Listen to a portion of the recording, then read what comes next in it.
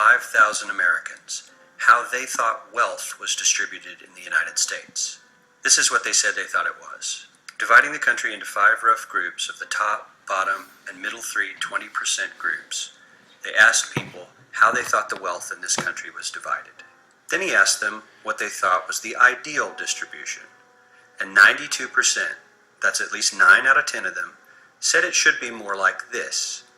In other words, more equitable than they think it is. Now that fact is telling, admittedly, the notion that most Americans know that the system is already skewed unfairly.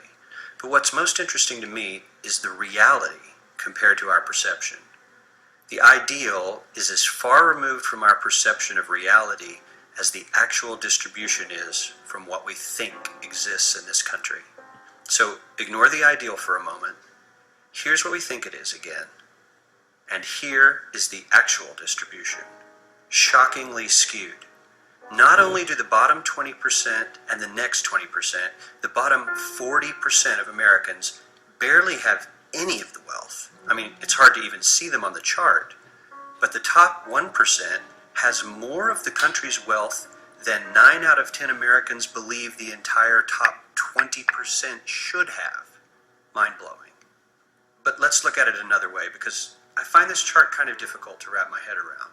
Instead, let's reduce the 311 million Americans to just a representative 100 people.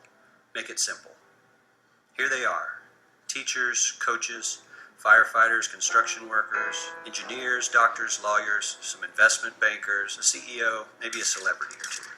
Now let's line them up according to their wealth. Poorest people on the left, wealthiest on the right, just a steady row of folks based on their net worth.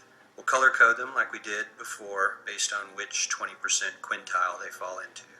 Now let's reduce the total wealth of the United States, which was roughly $54 trillion in 2009, to this symbolic pile of cash. And let's distribute it among our 100 Americans. Well, here's socialism, all the wealth of the country distributed equally. We all know that won't work. We need to encourage people to work and work hard to achieve that good old American dream and keep our country moving forward. So, here's that ideal we asked everyone about. Something like this curve. This isn't too bad. We've got some incentive, as the wealthiest folks are now about 10 to 20 times better off than the poorest Americans. But hey, even the poor folks aren't actually poor, since the poverty line has stayed almost entirely off the chart.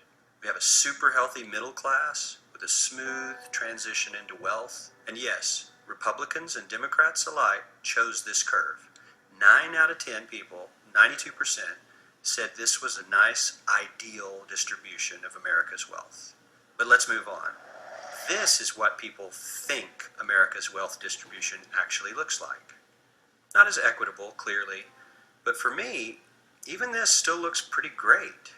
Yes, the poorest 20 to 30% are starting to suffer quite a lot compared to the ideal, and the middle class is certainly struggling more than they were, while the rich and wealthy are making roughly 100 times that of the poorest Americans, and about 10 times that of the still healthy middle class. Sadly, this isn't even close to the reality. Here is the actual distribution of wealth in America. The poorest Americans don't even register.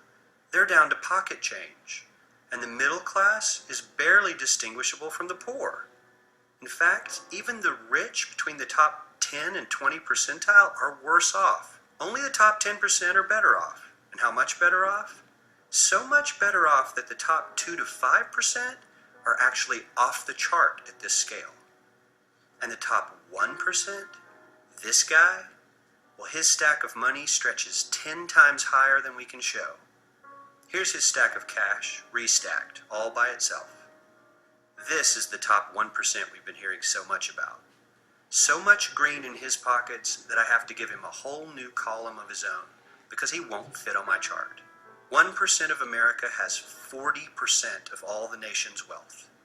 The bottom 80%, 8 out of every 10 people, or 80 out of these 100, only has 7% between them. And this has only gotten worse in the last 20 to 30 years.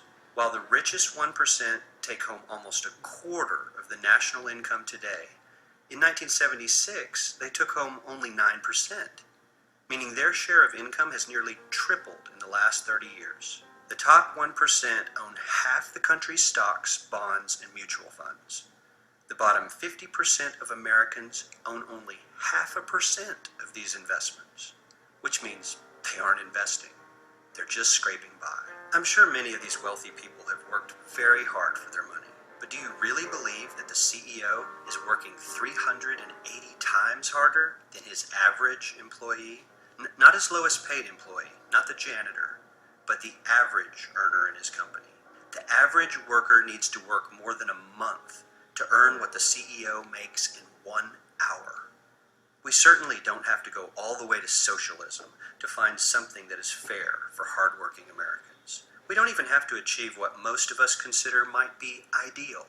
All we need to do is wake up and realize that the reality in this country is not at all what we think it is.